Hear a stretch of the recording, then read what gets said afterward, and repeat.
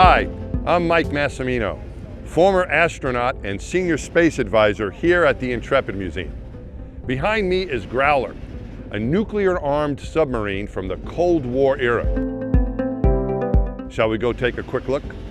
Submarines have been around for a very long time, for both military and civilian use. But it was really the military that drove their development. The idea was to approach an enemy submerged, gather intelligence, or possibly attack it, all without being detected. Growler was designed to launch a nuclear strike.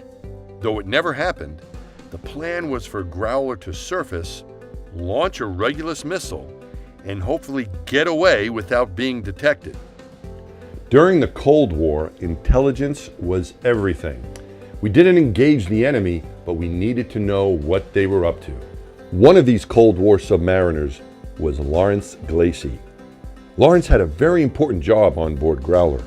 He served 3 years as quartermaster, and one of his main duties was navigating the sub.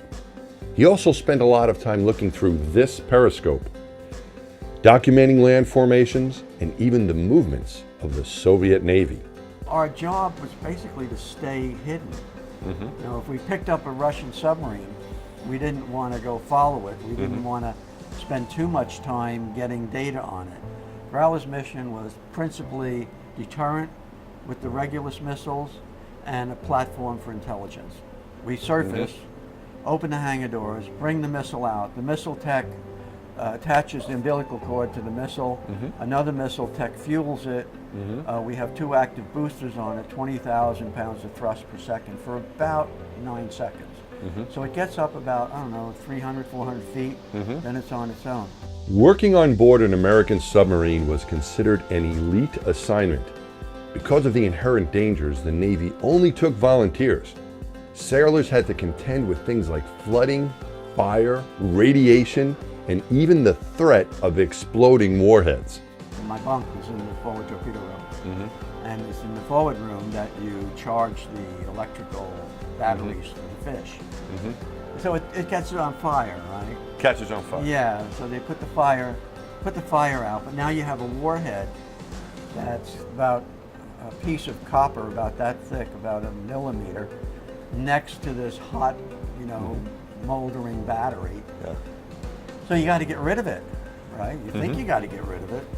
So the torpedo men start to block and tackle it from the forward torpedo room to 100-pound warhead with HBX explosive. We block and tackle it up to the top of the sail. We flood one side of the boat, and we blow the other side of the boat so that we're now at a 45-degree angle, and we drop it over the side. On top of all the physical dangers, sailors had to deal with the psychological pressures of confinement. I'm standing in one of the sleeping areas, and as you can see, sailors would rest in these cramped quarters, just feet away from each other. No privacy, limited downtime, and no contact with the outside world for months at a time. What was it like on this submarine? What was that like being on the ship? The idea of closed space on the boat never occurred to me. We prepared for 100 days out. So everyone had 100 days worth of food somewhere inside the sub. Well, no showers. No showers. You got diesel fuel, you have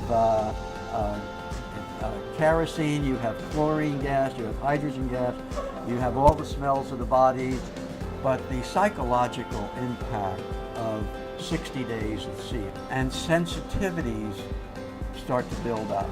So a little thing that didn't bother you 2 months ago when you left port now become more major. It didn't happen too often, but it happened. I mean, that was part of the psychology of being at sea. Today's submarines are still very dangerous work environments, but the technology has improved. One might say that they are safer to operate, but between you and me, I'll stick with space travel. For more behind-the-scenes videos, visit intrepidmuseum.org.